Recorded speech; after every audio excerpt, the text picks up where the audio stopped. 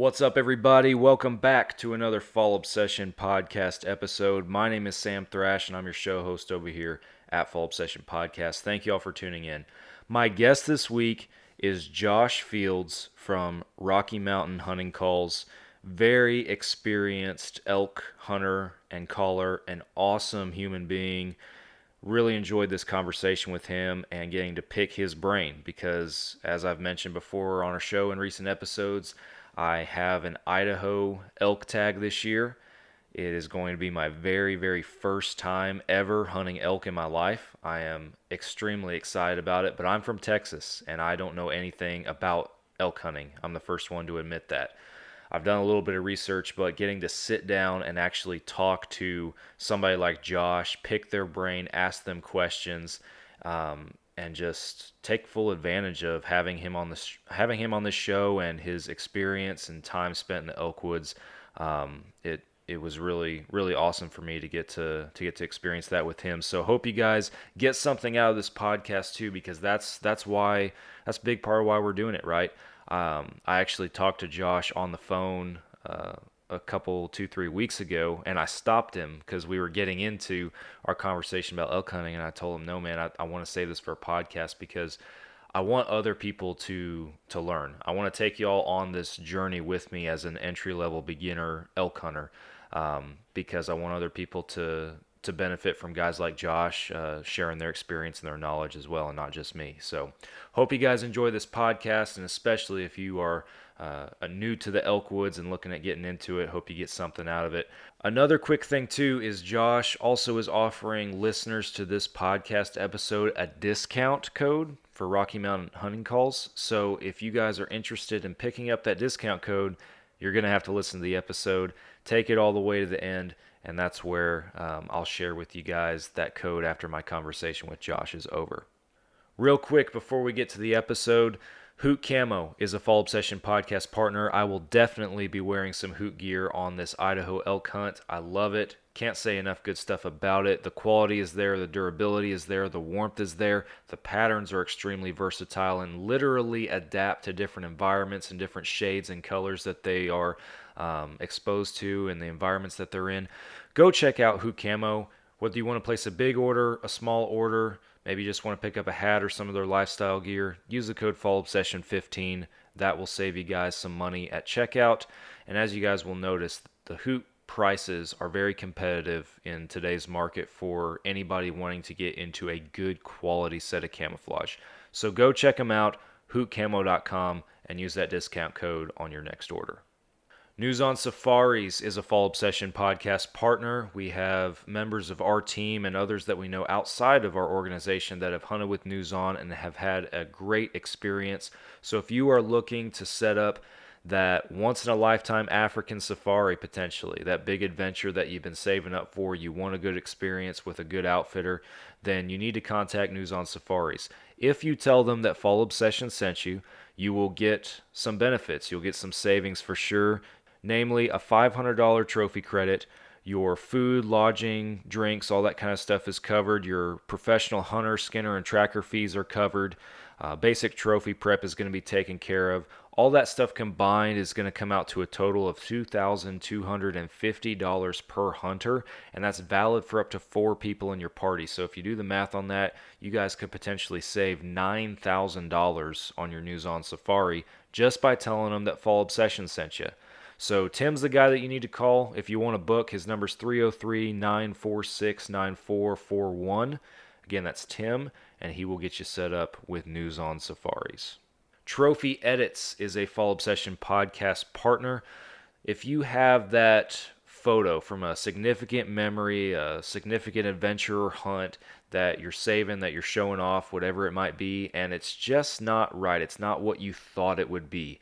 Perhaps the lighting's a little bit low, the photo's a little bit dark, maybe you have a bunch of blood all over it, and there's certain family members that might not appreciate that, right? You want to get it cleaned up, then you need to hit up Dylan and the crew over at Trophy Edits. They will do all the work for you, and then you can order even, canvas prints of different sizes and different copies of the photo after the finished work is done. They'll make sure that you are happy with the work before they close the project and all that kind of stuff. So if you want to head on over to Trophy Edits and check out their services. Please go to the link in the description on this episode from whatever platform you're streaming from, and that will let them know that Fall Obsession sent you. Elite Archery is a Fall Obsession podcast partner. Been shooting an elite bow myself for several seasons now. I love it. They are awesome. Technology in the archery industry advances very quickly. Elite has taken full advantage of that, and I can sit here and tell you guys how great they are for hours potentially and what all I love about my Elite bow. But the ultimate test for you guys is going to be going and actually shooting it for yourself. So go to your local dealer, take the Elite Shootability Challenge, compare it to your existing bow, compare it to other bows you might be thinking about, and see if it's right for you. You won't be disappointed. The Outdoor Call Radio app is a Fall Obsession partner. Outdoors Dan from Respect the Game TV. He created an app that you can download on any device where you can stream hunting shows and podcasts on a loop every single day. It is free. You can go download it right now and start streaming immediately. And be sure that you follow Outdoors Dan and the Outdoor Call Radio app on social media, because he does a couple of different live radio show broadcasts during the week, and he shares those broadcasts on those social media pages. The Outdoor Call Radio app, go download it today.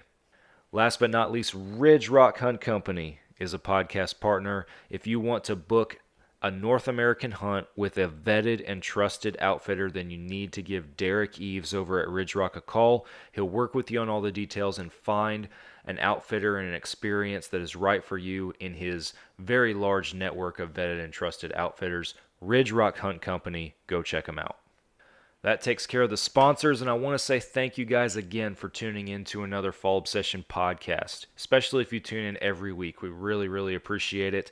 Our listener base continues to grow, and it is super humbling for just a blue-collar Texas boy like myself to see that every single week, and to see more and more people tuning in and finding value in the content that we're bringing. If you do find value in this podcast episode or any of our episodes, then please hit that share button. Share it with your hunting buddies, with your local community, whatever it might be, and leave us a review as well. That's something that not a lot of people remember is a feature offered on a lot of these podcast streaming apps, but please leave a review if it's an option. Subscribe, follow, like, whatever the button at the top has up there for you. Turn your notifications on if that's an option. We post every Monday. And be sure you're following Fall Obsession on all the major social media platforms. Head on over to the website. Check out everything that we got going at fallobsession.com. If you're so inclined, you can pick up a hat, a shirt, a decal, some merch over there. Support a small-time hunting brand. But the best way that you guys can support our organization, as I said before, is simply by sharing our content. We always appreciate it. With that, we're going to get Josh in here and have an awesome conversation with him. Hope you guys enjoy it. You are listening to another Fall Obsession podcast. Oh, you got her, dude. She's down. Let's go. Dude, I just shot a deer of a lifetime. Freaking smoked him. One with nature, and if you're a believer, one with God. Definitely gets your heart pumping. Boy, you are in trouble.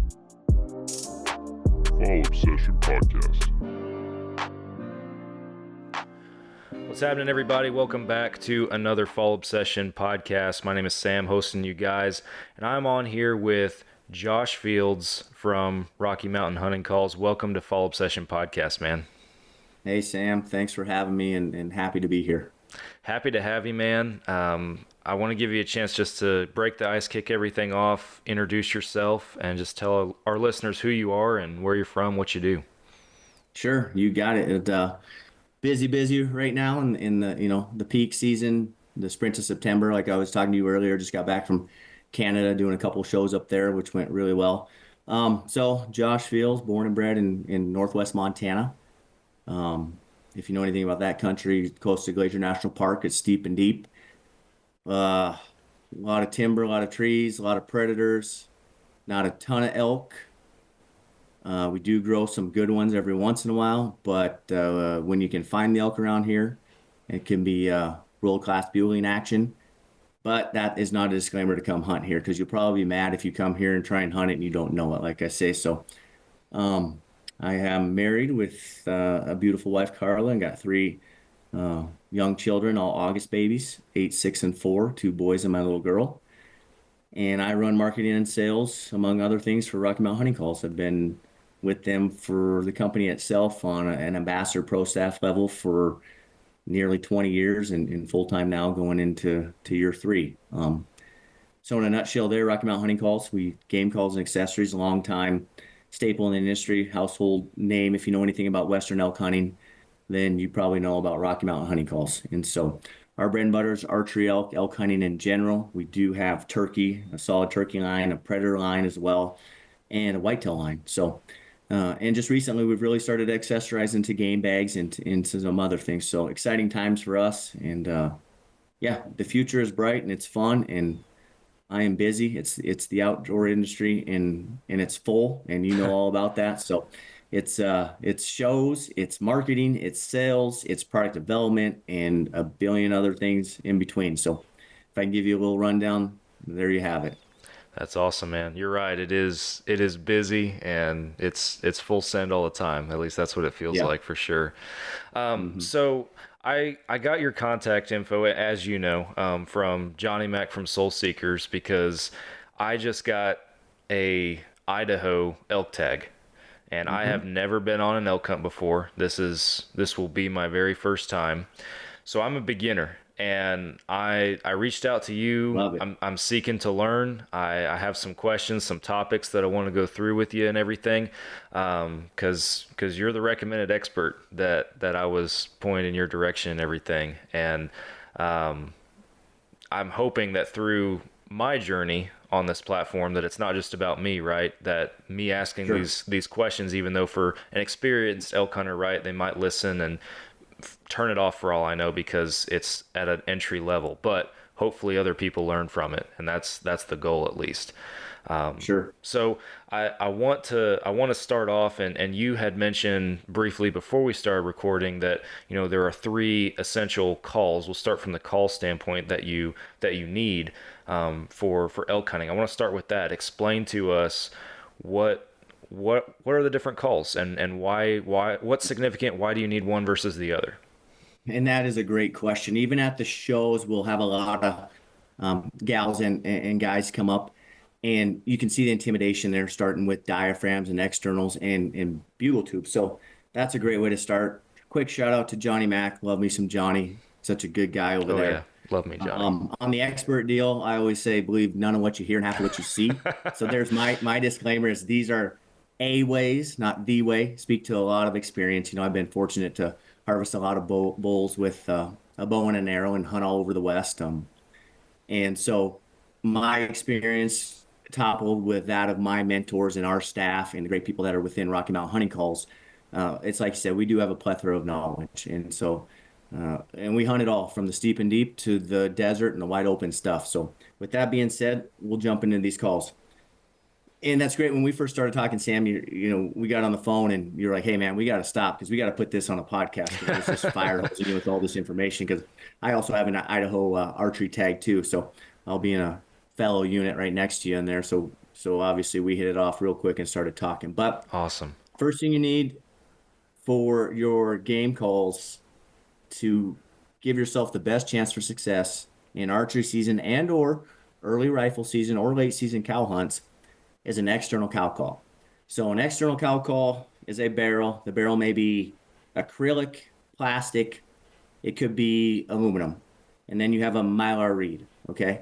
And they're just biting blows. Really not so much even a bite and blow. Some guys and gals will use their teeth on the Mylar reed, but you just blow them. I don't know if you're gonna get the sound through here, but yeah, it's just slip control in air, and they make cow-calf sounds. You can make calf chirps to estrus cow sounds. And so it sounds something a little bit like this. It'd be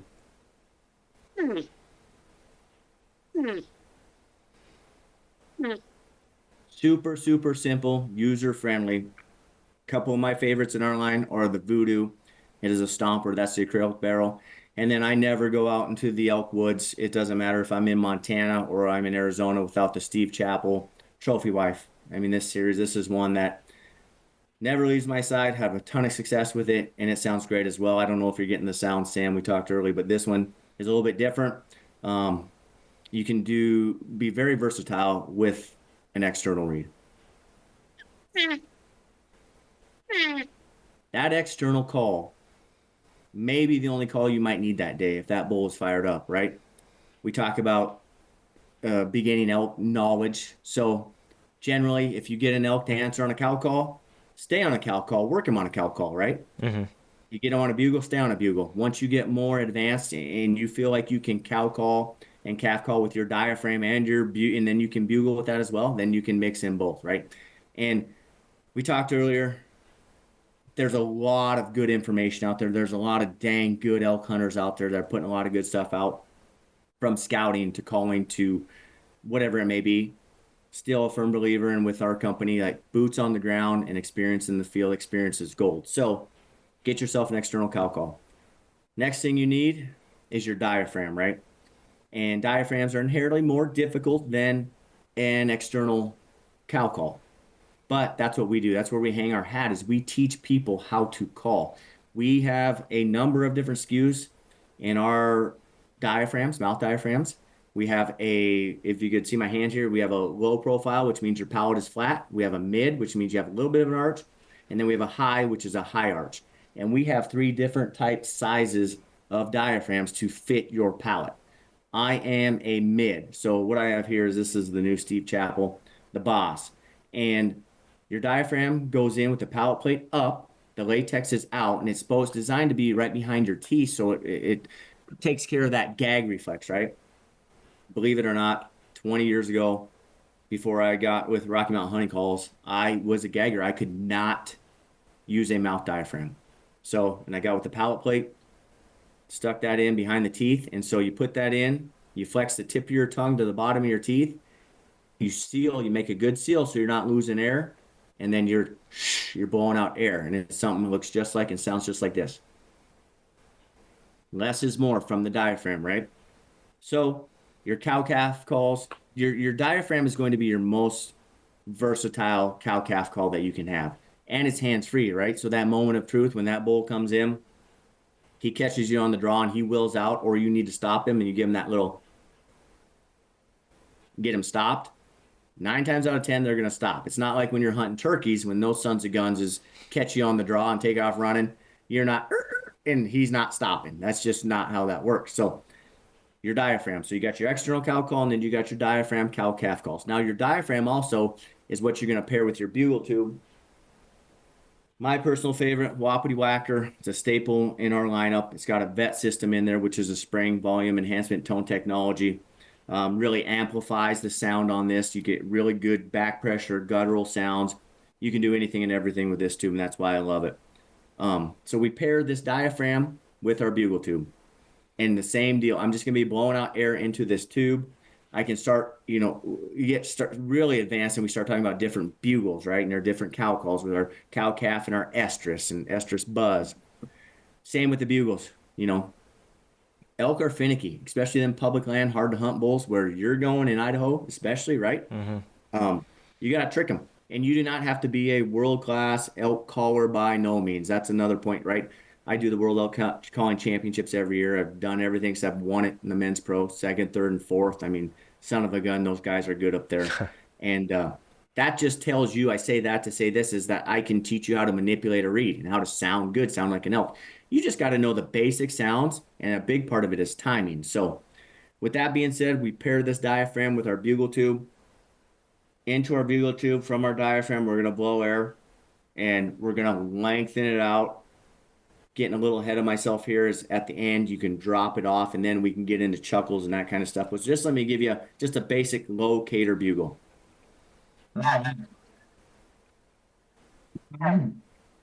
Just a 1 high note bugle, little inflection in my voice to start. And there's elk in the area. You go through your external soft cow calls, louder cow calls. You can cow call with your diaphragm through your tube to cut the wind and give that locator bugle. And if they're not talking, pretty safe to say either they're not in the area or something else finicky is going on, as long as you're doing all the other things right, is playing the wind right and all that kind of fun stuff. So to answer that question, your cow calls are your external cow call and your diaphragm. You pair your diaphragm with your bugle. And that's what you need to give yourself a fighting chance in the elk woods. Gotcha. So you talked about how, if you get one to play ball off of a certain call, keep working them off of that Yes. call and everything. Yep. In your experience, is there one versus the other that typically you see more success with, or is it just luck of the draw and time of the year and all that? That's what I love about the new guys and gals such as yourself getting into this, because you ask all the tough questions. That's a tough question. It truly is, because I need to know where you're hunting. Okay, so there's so many variables that go into where you're hunting geographically. Are you hunting an area where there's a high bull to cow ratio, right?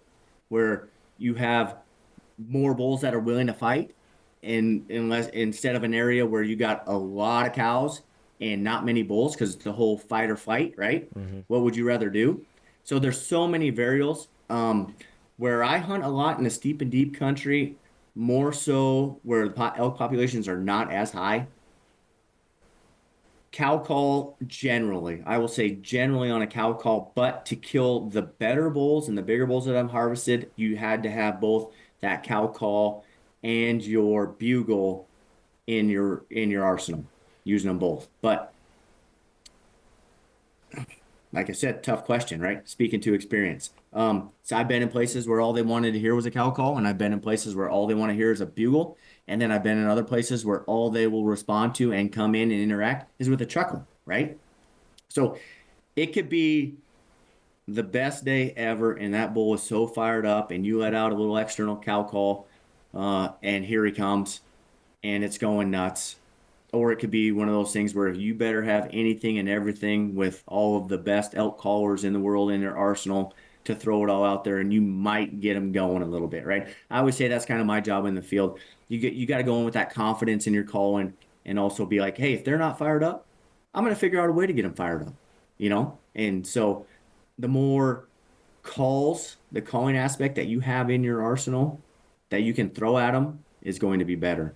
And I also, I talk a lot about the calling aspect, but I'm not opposed to water holing or tree stand or whatever it is. I mean, I was born at night, but not last night. So if I got a bull bugling down in a canyon and he's going nuts and the wind is good and I can slip down in there, I might do that as well, right?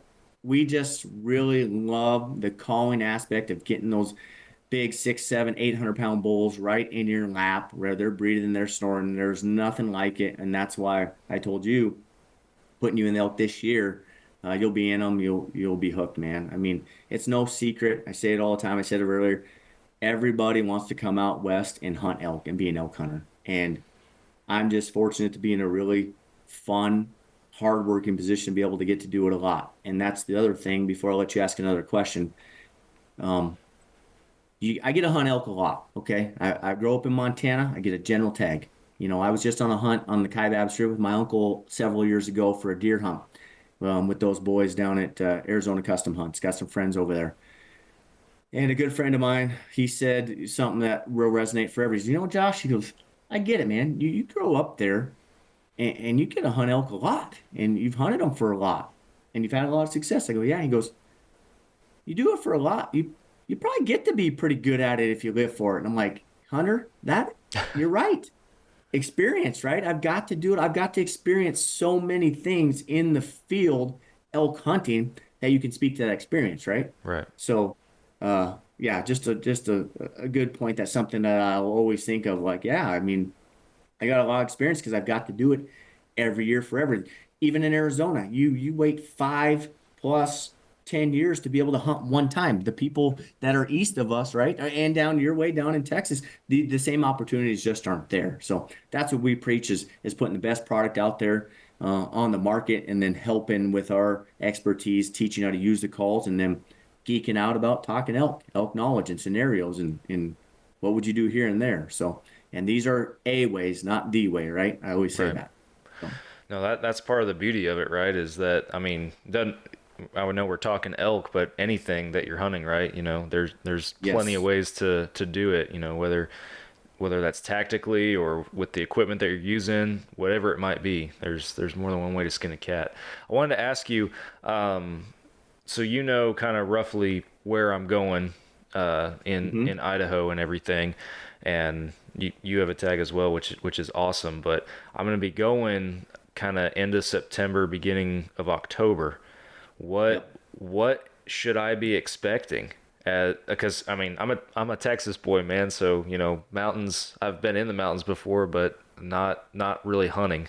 So what do I need to expect and prepare for, and what can I expect as far as elk behavior that time of year?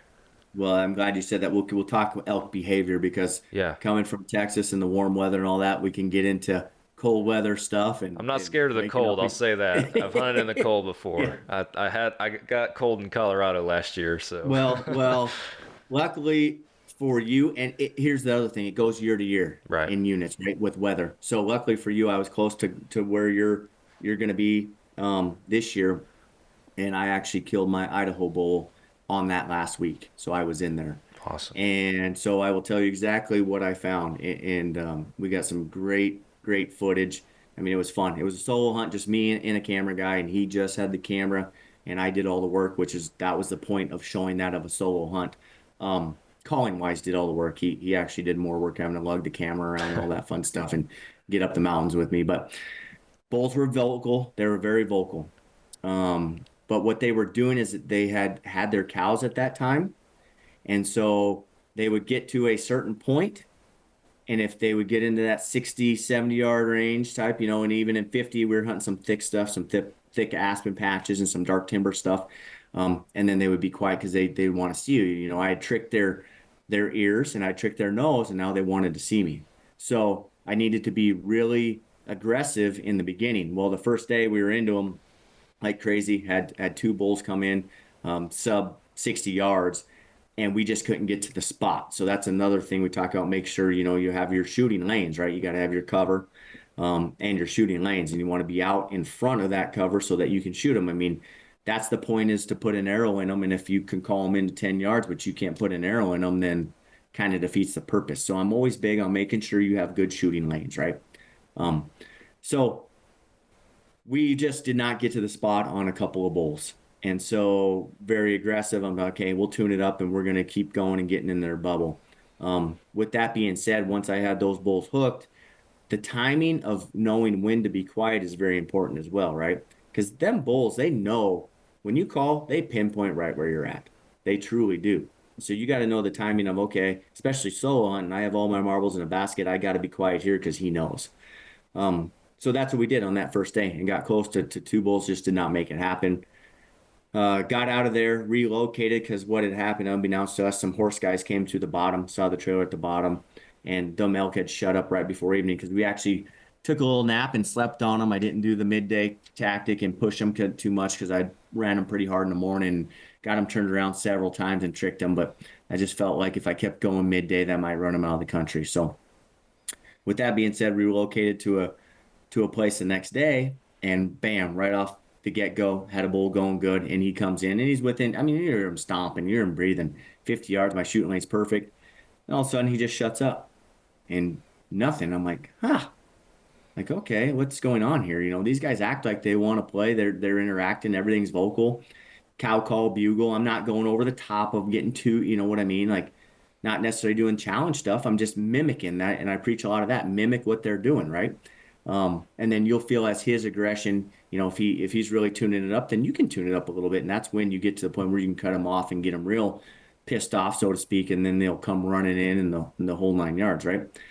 Well, this bull shut up completely and turned and took off again. I'm like, what in the heck? So I started to slow play him a little bit, because what they were doing is they're coming in to just enough. And then what I would call is they were chickening out, turning, taking their cows and leaving. So I dogged him a little bit, and he would bugle, and I would bugle, and he would bugle, and I'd be quiet, and I'd be quiet, and then he'd bugle. Because what he was doing then was locating me at the same time. Mm-hmm. So we got to a canyon.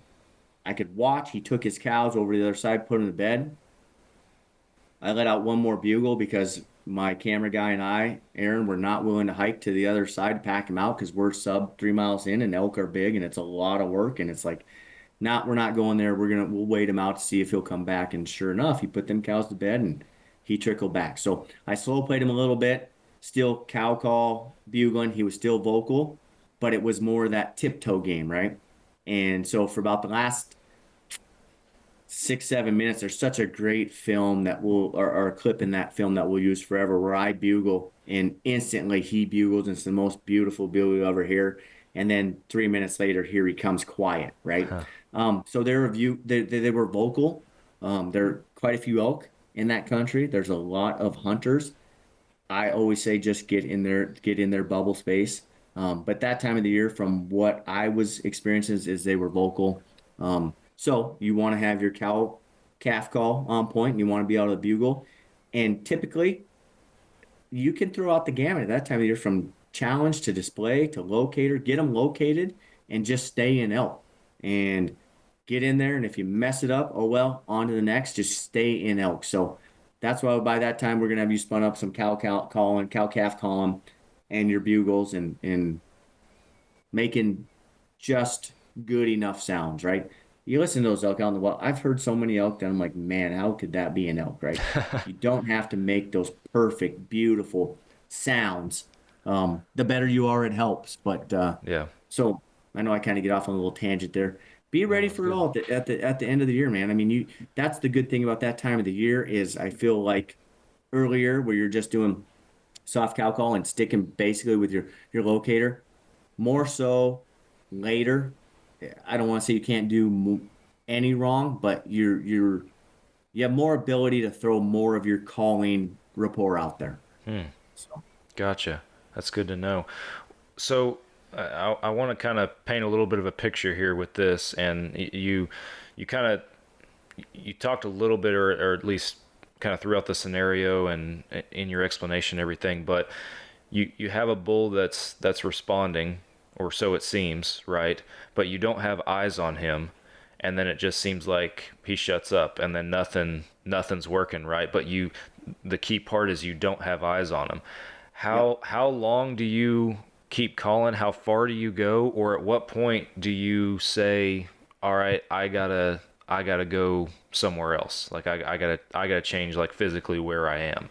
Like, what's that like? Dude, you type these questions out, because I put some thought into it, man. So here's my first question: are you solo hunting calling, or do you have somebody calling with you? So I'm going with a group. There'll be 3 or 4 of us that are going together. So you'll have somebody calling. You'll have a traditional caller shooter, right? Yeah. That is such a great question, because it's all experience. Like, I never claim to actually know what those elk are saying, right? We have some of the public, I don't know, what do you call them? Celebrities or influencers that say, oh, I know what they're saying when they're saying. Maybe they really do. I don't. I just can speak to experience. I know what he's saying, what he's doing, because it's instinctual, right? Like, oh yeah, he's coming. Just sit back. Or no, he's turning, he's rolling. Let's dog him. Let's go. So I would go with what you're hearing is how aggressive is that bull, like, coming in. And when it's tailor-made, they're making a lot of sound coming in, right? The advantage you have with a caller, Sam, is if your caller is keeping that bull going, and you can keep pushing and pushing and moving and moving and moving, you got to keep going, right? Until you get to those shooting lanes, and I cannot go any further. Like I said, I really like to be aggressive, and that's how I've had a ton of success, because I'd rather be aggressive and have it blow up on me than to sit back and have something not happen and then try and go back into that area the next day. And who knows how many variables could have messed that up, and I don't find those elk again, whether it's another hunter, whether it's predators, whether it was an airplane, there's so many things, right, that can mess it up. So the scenario that you're kind of pointing out there, if it depends on how vocal he is. If he's answering, and all of a sudden he shuts up, my instinct would be to, okay, I got my marbles in my basket here, or I push forward a little bit, and now he's either coming, he's doing one of two things. He's coming, or he's probably turned around and he's taking his cows, if he has cows, or going somewhere else. A lot of times they will, though, true, and that's why this is the funnest game in the world, right? He could just be standing waiting for you to make the next play. But elk are very curious, so I will tell you that. How much patience do you have? I've worked them from the tops of mountains, and I'm talking hours where I know I can't go get to them. Like, I don't have the legs to get to them, or there's not a route, or the wind's bad. But we just keep going period. Not every time, right? You got to know when to be quiet. Let him try and locate you a few times. Let him be vocal. Like, no, I'm not playing your game. And all of a sudden, hour 3, all of a sudden, he's getting a little closer. He's getting a little closer. And bam, here he is. He couldn't take it. So it's kind of to speak to that experience. I think you will know. I mean, if he's fired up and you're starting to feel the chills and the hair on the back of your neck, man, it's like get ready, right? If he's in that close and it's all of a sudden it's quiet, then you're at that standstill. And number one thing, buddy, wind check or keep checking that wind. That is your best friend or your worst enemy. Yeah, absolutely. No, that makes sense. You're right. I did some pre-gaming and typed up some questions and everything because I want to take full advantage of having you on here and everything. So being on a mountain, and what is your take and what do I need to know, again, Texas boy here, about thermals and how that plays into the whole name of the game and everything? Thermals are huge. You know, obviously in the morning when they're going to come up, and in the evening they're going to come down, right? We all know that. You got to play the thermals. And the thermals are with the wind. Very, very important. But on the same aspect, Sam, if you get in there and them bulls are going crazy, I'm not saying go right at them with the thermals or the wind. You can do is what we call is a half moon, right? You're getting around them to where you're always going downwind to them and directional calling that bull to come across to you by the time he's coming to catch your wind. Hopefully you're already at full draw and you got an arrow sent. Okay. Because if in areas, it depends how much time you have too. I mean, man, it might be the last day, last play, Sam, and you're like, man, wind isn't perfect, but this is all I'm going home tomorrow, right? Mm-hmm. Yes, you have to pay attention to the thermals and that wind, but skirt it, right? Don't ever let it where it's just downwind into their face. And those things are smart, man. I mean, elk, they are smart. They have the 6th, 7th, 8th, 9th, 10th sense. We've all had it. You have enough time in the elk woods. How an 800-pound giant bull walks into 30 yards and is staring there looking at you when you thought the gig was all up. How they do it, I still don't know, but it's so great and so like kills you when it happens, because then they just go out and take off and you're like, thermals are very important. Know the basics on the thermals, and it could be different geographical in every area too. Some of them thermals will be going up, and on the next ridge, right? If those bulls are bugling, say on a north side, and you can get around, you can still play with them in the middle of the day and keep the thermals to your advantage. So you can use them to your advantage as well. Yeah. I'm always big on just checking that wind and where it is going, and yeah, will I make some loops to go around to get to the elk and plan of attack? Absolutely. But, that's what we live for, is bugling these things up and in the peak of the rut, which they're going to be vocal. A lot of times, make sure you're checking that wind, know the thermal, what's going on, but be aggressive and stay in there. That's what I would tell you, because them elk, they'll move a lot, and if you got hunting pressure, like I said, and predators, all that, you might not be able to hunt them multiple days. Now, if you got a spot and you got these elk in here and they're to themselves, you want to slow play them a little bit and not be as aggressive. But me personally, and with our staff, we've never killed any bulls just sitting on our haunches, right, waiting for it to happen. So, yeah. So you spoke earlier too about you talked about a specific hunt and how you let it rest in the afternoon because you didn't want to push them too far. Morning hunting, afternoon hunting, evening hunting, what's the difference? Is one more significant, or can you expect something in particular out of one more so than the other in your experience? Great. No, man, you win the Banner Question Award, everyone. Typically mornings, depending on weather, early mornings and late evenings, right? That early couple hours in the morning, depending on how hot it is, you might only get that hour. Heck, you might only get 30 minutes depending on how hot it is. Evening, more vocal when they're going to get up and start feeding. Now, when it's the peak of the rut and the rut is on and you get a cooler weather day, a lot of guys love that midday hunting to where they dog them, put them to bed, right? and then they slip on in and do that soft little cow call tactic that I'll use of, oh, one of my cows got away. Or there's a number of different things you can use. One I like is one of my cows got away, and that bull turns and he comes to check you out, and you're ready for him. Next thing you know, you got a 300-inch bull laying on the ground. The other thing is with dogging them on those days where you can stay with them, and he's still being pretty vocal. You stay with him enough, you probably a good chance you can get him pissed off and get him turned around.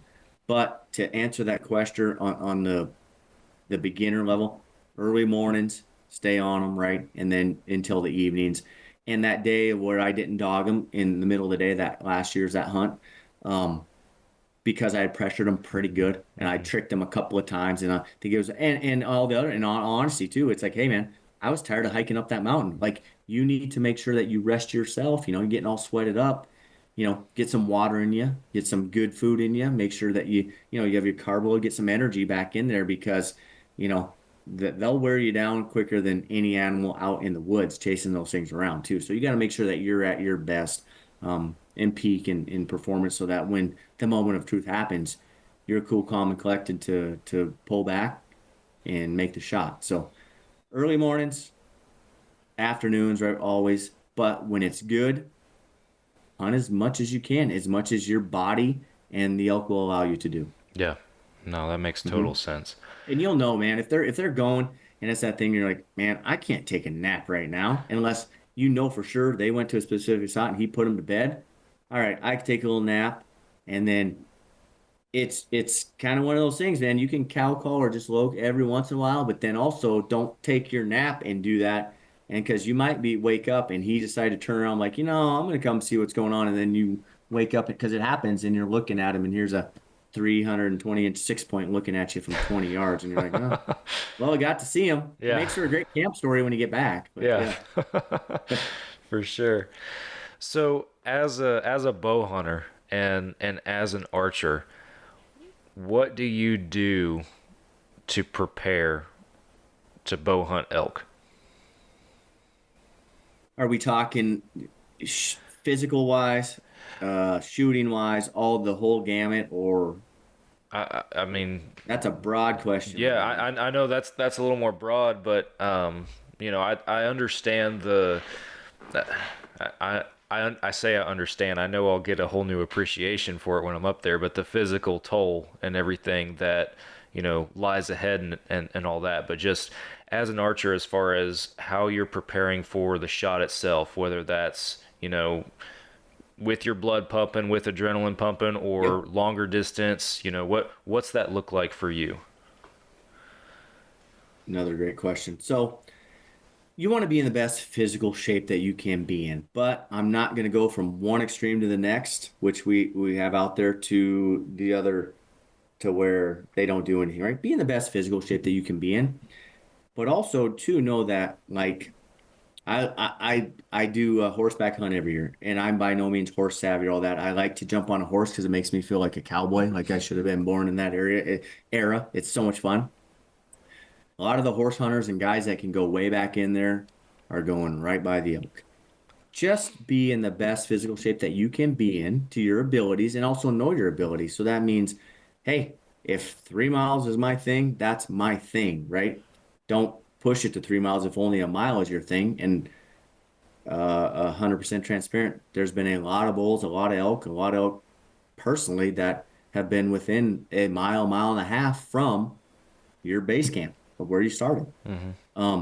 So best physical shape that you can be in. You don't have to be a marathon runner. You don't know your body, right? Don't put yourself in bad situations as far as you're going to hike in 5 miles and you haven't done 5 miles before, and then you kill a bull, and then you're like, how the hell am I going to get him out? Because you see it, and it happens every year. They are giant, big animals, right? Like I said, I've had a lot of success in my career, and still to this day, every time I walk up to one, I'm like, yep, here we go. Here's the, and you got to learn to love it. You love every bit of it. So physical stuff, yes, is important. But I'm also a guy that likes to have a good time, right? I like to eat good food, and I like to get back to camp and tell a few stories and this or that, but the nights can be late and the mornings are early. So make sure physically you're getting your rest. I mean, you just got to be at your best. It's hard. There's a reason why in the number they say 10% elk hunters harvest an elk, right? I would say it's probably even lower than that, especially um, on the public land type stuff, right? I mean, it's just hard. It's hard stuff. So just do the best that you can. But the whole point of us being out in the woods too is to have fun, right? You want to make it enjoyable. Attitude is huge. I always have a great attitude, man. No matter what, no matter how crappy it's going, no matter how good it's going. If it's going good, it's not that good, and it's going bad, it's not that bad. Just I'm out there to have fun and enjoy it. And you'll see a lot of guys and gals when things aren't going their way, that attitude, and that just sinks you. So positive attitude. Hunting is hunting. I've had it. I've been on a 7 day where I'm grinding up. And I'm like, this country's so beautiful, but an elk don't even know about it. There's nothing that lives here. And I'm like, I'm done. I'm out of here. I gotta check something out. And I'm hiking back to the truck, and before you know it, I'm standing over a 330-inch bull just like that. You know what I mean? So that never quit attitude and being positive the whole time is big. Shooting wise, I shoot arrows. I probably don't shoot as much as a lot of people do anymore, but I make sure that I'm very comfortable in my draw cycle. I practice a lot with a diaphragm in my mouth just for I'll draw back and then just simulate stopping that elk. I go out and then let the arrow fly. That's a good tip, just that muscle memory, right? So then, you don't have that. It's going to be exciting for you. You're going to have a diaphragm in your mouth. I can't wait for you to get the product, by the way. And cotton mouth that elk telling you're going to be, you know what I mean? So the more you practice that kind of stuff and being in that scenario, you can't replicate the real thing. There's just no way to do it until you're there. But muscle memory with elk hunting, the same as in my baseball career, right? You execute. We're execute pitching. We're execute calling. So right now at this time, what are we? August 26th, and it's Idaho starting on the 30th, right before dark tonight. You get the kiddos to bed, the whole 9 yards. I will run out there and I will just run maybe 6 to 10 arrows, feeling good, feeling comfortable, at my effective range. And I like bow hunting, calling them in close. I like to be close, get them in close, and shoot those arrows and make sure that I'm right in there and you're feeling good. And then obviously your gear is important. Make sure that's all. Shoot with your gear on. If you're shooting with a binocular harness, shoot with that harness on. If you're going to shoot with a pack, shoot with that harness on. You practice how you play. Yeah. So I think that, and that's an old cliche, but it's the truth. Yeah. You hear the horror stories of guys and gals that go out and, oh man, they didn't shoot with that bino harness on and they have a bull of a lifetime and they go to shoot and guess what? They didn't have enough clearance and their string hits the harness and next thing you know. So that's kind of what I do. I try to stay as fit as I can. Also knowing that I have a food addiction and I have 3 young children. So we eat and do all that, but I just make sure that I can get to where I want to get in and out safely and pack out an elk, right? I mean, that's why we hunt them and harvest them so we can eat them. I mean, I might be partial, but that's the best eating meat in the world to me. So yeah, absolutely. Yeah. What is the longest shot you will take on an elk with a bow? Well, I always say a little joke. I'm a really good shot with elk because I shoot them close, man. I shoot them real close, top pin. I'm effective now. Like I said, I've been doing this a long time, Sam. Whew. For me, still to this day, and the equipment is so good, right? It's so good. You got guys, they can shoot out 80 like it's their job. That's not me. There's too many things that can happen for me with an elk stepping and moving. The situation would have to be so perfect. Comfort for me right now, I mean, I hate to even say this number, but I'm more like a 50 guy, but I could shoot pie plate group in at 60 with enough kinetic energy, right? My FOC is good at 60 yards. I feel very, very, very confident in doing that. But the real fun is going to be if I got him in from, 15 to 30. And I say 15 because if you get them a little closer than 15, and I've had it before, you're smelling and breathing each other, and those thermals, no matter if it's raining it's almost too close. You know what I mean? Yeah. So, but yeah. So effectively, and that's what you need to do is your effective range as well, right? Like I said, the gear is so good, the bows are so good, the arrows are so good, the broadheads are so sharp and so good. You guys and gals can plug out there a long way. I'm going to get them in as close as I can. Yeah. No, that makes sense. I've had I've gone on three out of state hunts for me as a Texas guy in my life. I've hunted pronghorn twice. I've killed one, and last year was mule deer. And I went bow only 10 years ago. So it's been only archery for me. I feel good with a longer range. I'm contemplating changing some things up as far as just my arrow build and everything this year, just because like a mule deer's been the biggest animal I bow hunted up till now, you know. Yep. But at the same time, I'm always practicing for these long shots, and like last year I shot my mule deer spot and stalk in a CRP field at 28 yards. You know, it's it always ends up being right in there close. And the way you're talking, it has me hopeful that maybe my elk experience can at least not be a Hail Mary or anything like that. So. Oh yeah, no, in that country too, with the cover and the trees and stuff. Yeah, that's the thing, and that is one of the hardest. That's a great point you make there with bow hunting. Earlier in my bow hunt, if you want to call it a career, when I was just a young pup, not nearly long in the tooth like I am now.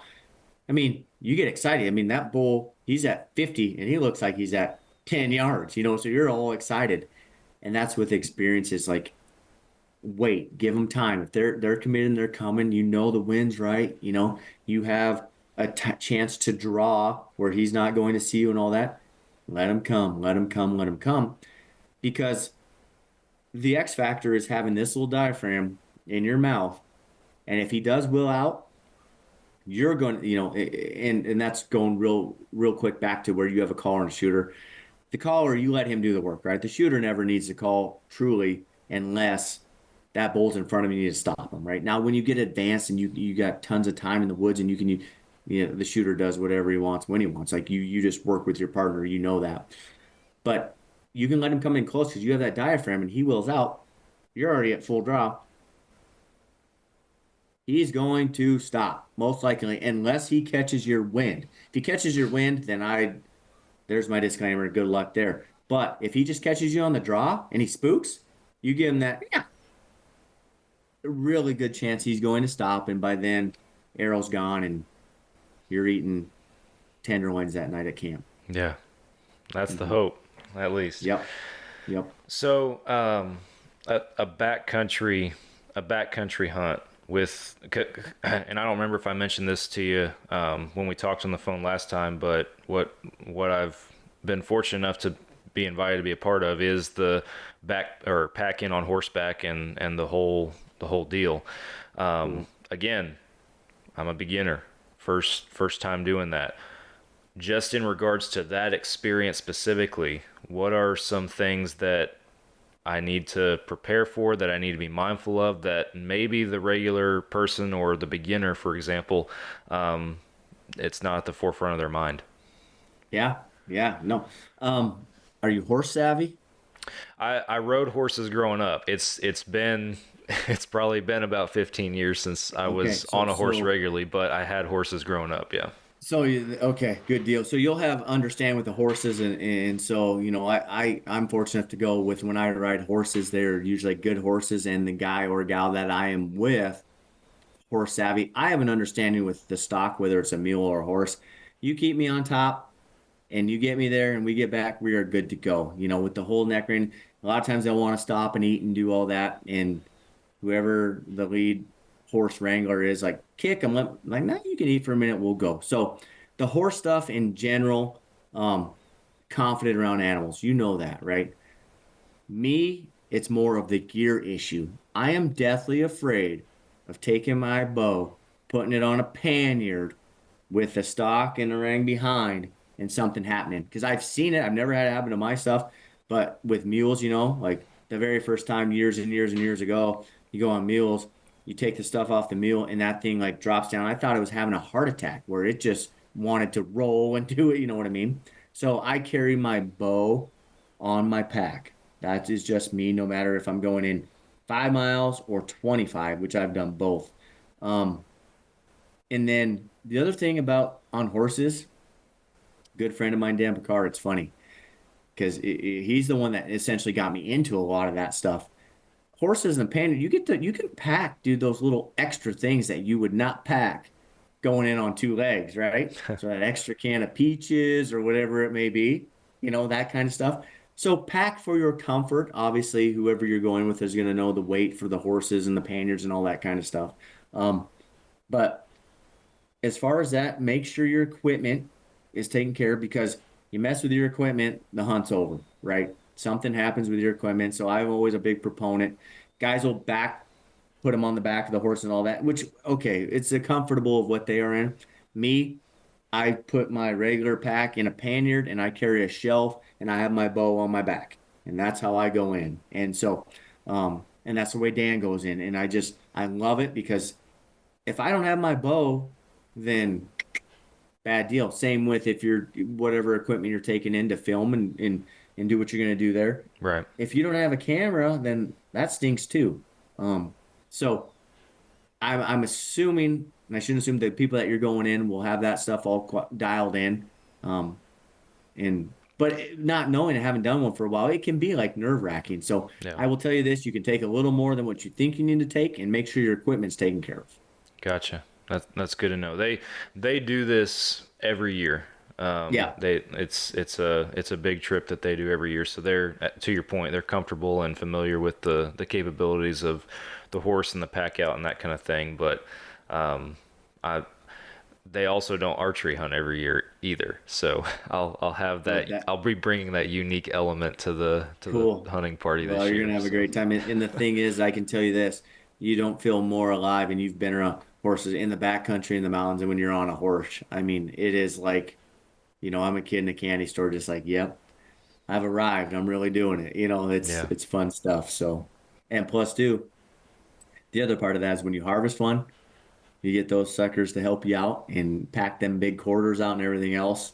That's where they carry their weight in gold, right? Mm-hmm. So they just allow you to do more. But on the other side of the spectrum, horse stock and all that, it's a lot of work. You see a lot of people that think that they can just go out and buy a couple of horses and get in that game and go play. It's not how it works.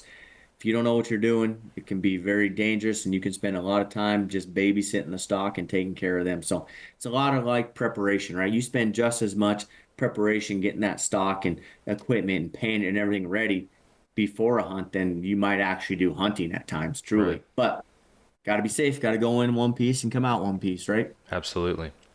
Mm-hmm.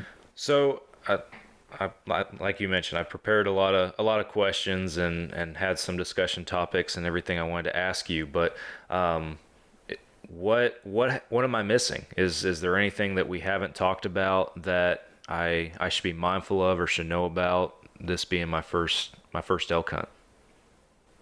I feel like you're pretty well prepared. I feel like you've probably shot your bow a lot, right? We want to be efficient there. But the calling aspect in where you're going, I mean, that is Western elk hunting at its best. So we want to be efficient on the calls, right? Even if it's just this year, you just master your external cow call where you can make a good external cow call. Don't be that guy to where or gal where you're going into camp and someone's calling for you all the time, right? Learn it yourself. Take it upon yourself. And there is a learning curve to it. But I've seen people that pick it up just like that. And I've seen people that it takes longer. But you can do it. It's how bad do you want it. So master your external cow call, right? Make sure you get them diaphragms rocking and rolling. And then the bugle as well. Yeah, I feel like you're very prepared. And then go in with realistic expectations, right? Don't make it a do or die like you have to harvest.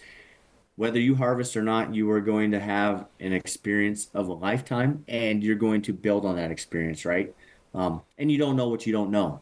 And do I know it all? Heck, no, absolutely not. I know what I know, which is a lot of experience in the field. I've messed it up more times than I can even begin to and I will this year too, right? Because you're that guy that even after you're standing over a bull of a lifetime, that I analyze, if I would have did this wrong or something, it wouldn't have worked out, right? So go in and expectations of having fun. You're going to get in some elk, find the elk. If they're not going, guess what, Sam? It's your job with the calls to get them going. And don't be afraid to try something new. If things aren't working, switch it up. Yeah. So, no, I feel like for somebody going on his first one, you've done your homework. I hope I've taken a little bit of the nervousness out of it for you a little bit. Like, hey, go in and it's the challenge of it. And it's such a cat and mouse game. And there's so many experiences that you're going to have. And we'll be talking, after. That's what we should do as a follow-up deal. Like, hey, Yeah. how did it go? Did anything that we talked about happen, right? And which I'm sure it's going to be.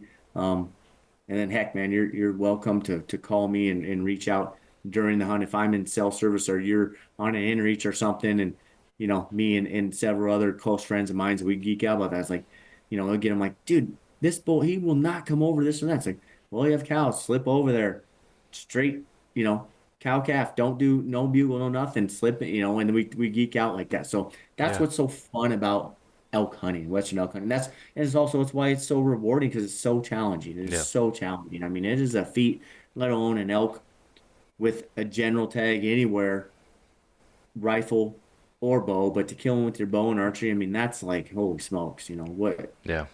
No, that's a pretty cool. I'm excited, man. I've gotten the sense of the rewarding aspect of Western hunting for sure through the few experiences that I've had Yep. thus far. I grew up and I still have a love down here for whitetail hunting in Texas, and we manage a hunting property down here for whitetail and stuff. But I've shot a pronghorn with my bow. I've shot a muley with my bow now. Honestly, the year that I didn't shoot a pronghorn, I went to Montana on a pronghorn hunt, hunted for 7 days, and I was unsuccessful. I probably learned more on that trip than any other other two trips, But to that point, it was super rewarding. I got something out of it. Yes, I want to kill an elk, but at the end of the day, I'm going for this experience. I'm going because this is something that I want to do, and I want to, I want every piece of it. So, and obviously a bull would be great, but if not, it's still going to be worth every bit of it. Yeah. Well, you've done your homework, buddy. You've prepared yourself. I don't see any, what do you say, chinks in your armor, holes in your armor at all. Yeah. I mean, you're prepared, but there's nothing to prepare you for the boots on the ground and Right. being in it and enjoy it. And I mean, hopefully you have that horseshoe, which I'll give you good horseshoe vibes, and make it happen, buddy. And then you're going to be eating good all winter. And like I said, experience of a lifetime, but then you're hooked, and then you got to start pinching pennies so that you can do it every year. Yeah, exactly. got a new addiction. Yeah, a quote unquote once in a lifetime hunt turns into every year. Yep. Well, man, I really appreciate you taking the time to come on the show. I do have a couple of questions that I like to ask every first-time guest on our show. They're not rocket science or anything, but before we hang up, I wanted to throw them your way. And the first one was, for you personally, what's your favorite hunting memory to date? Or is there one that stands out? Man, I don't. Like I said, I've been very fortunate to and blessed to grow up not only with the family that I've had, but in the country that I have, and not only Montana, but the Western states. There's a lot of them. There are a lot of, I had an unbelievable moose hunt with my uncle who killed a booner moose. My dad, that was the last animal he harvested before he passed away. Suddenly, it was a big bull moose in this country.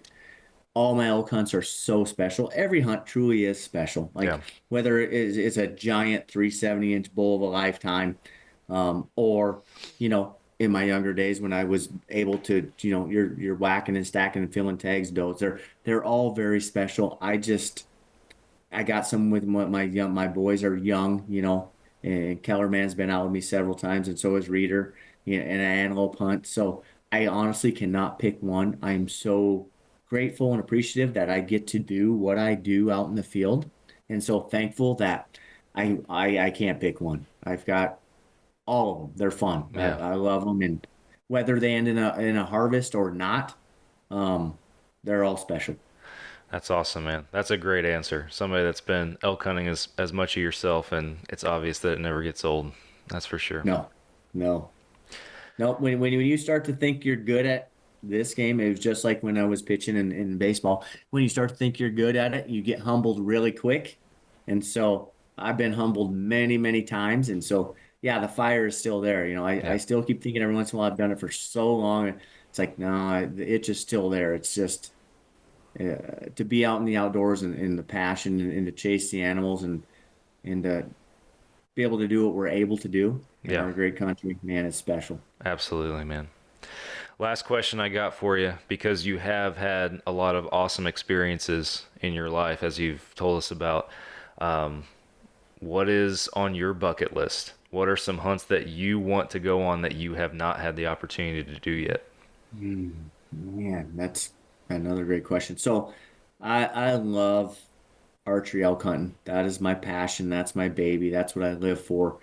I always joke with the guys that are hunting, whether it's deer or whatever it may be in an archery season and they're not killing elk. Well, I'm like, well, you're hunting deer in the elk season. I'm all elk or nothing. So whether I'm tagged out or not, I'm still hunting elk because I'm still learning. I still want to be out there and still do that. So I love archery elk hunting. Bucket list hunt for me. Caribou, man. I really want to harvest a caribou in Alaska, somewhere in Alaska or in, British Columbia type. But so Yeah. that's a bucket list hunt for me. You can put, I've been in the Montana, we have what's called the Big Ten. That should be a question to you. What's the Big Ten? I should have thrown that one out to you. And I might be able to get them real quick. So you got your buffalo, your sheep, your goat, mule deer, whitetail, mountain lion, antelope. Keep going. What else we got over here in Montana? Black bear. Black bears. Oh, if I go look in the trophy room, I would tell you. I know I'm missing something. Golly. What's the one I always miss? I got most of them. So, my joke is Montana will not give me my sheep tag yet because I have all of them except for my sheep tag. Yeah. In which, when you draw the permits, the special one, it just gives you an opportunity. And I've been fortunate to be able to hunt and hunt a lot, right? Persistence, right? Not the gray white hunter. I get to do it a lot. I've been fortunate to have such a great support group with my family and my wife and everybody, so I can be out there and spend time in the field, which is what it takes. So need that sheep. That's my bucket list, obviously, for here in Montana. But caribou. So if you got some caribou wins, that might be our next adventure. Man, it's funny you say that because I've been saying for years that's my number one. And again, something that I know nothing about, but that's a dream hunt for me. The guy I recorded with last week, actually, it was his number one too. So it's up there. If I can do that once in my life, I'll be a happy man. But yeah, and that's something too where I'm at. Like, I don't think I'd wanted to do it every year. Yeah. It's just something I want to go do. And the same with Alaska moose and the big moose. Like, that'd be fun. I've got my Shiras moose here. I've done that. But I also know with coming with that moose, unbelievable moose hunt that is a ton of work. That's serious stuff. So the people going up there and doing that, I mean, they're big and they're all that stuff. So, yeah. I mean, I would be open to it all if somebody just calls me up and said, hey, you want to go do that?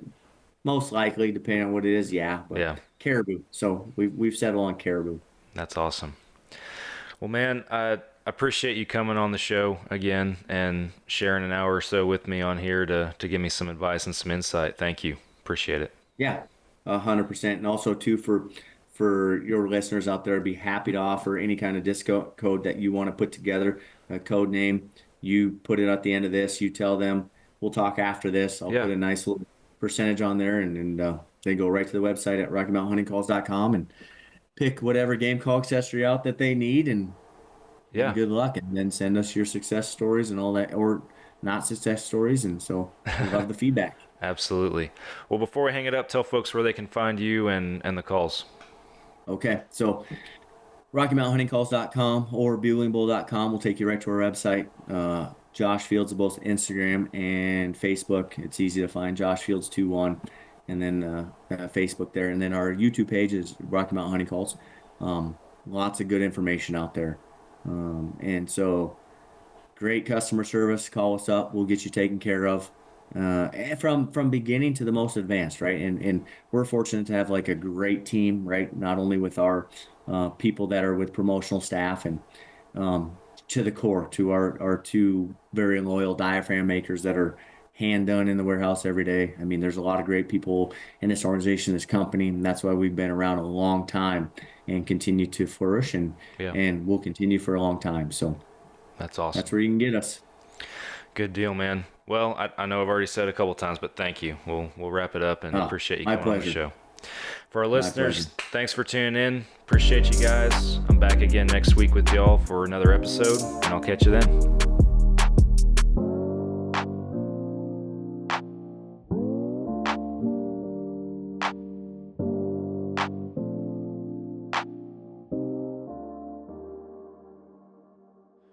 All right, guys, I got that discount code for y'all that Josh promised for anybody that tuned in and enjoyed this podcast episode. If you want to place an order with Rocky Mountain Hunting Calls, use the code FALLOBSESSION at checkout, and that will save you guys some money. Thanks for listening.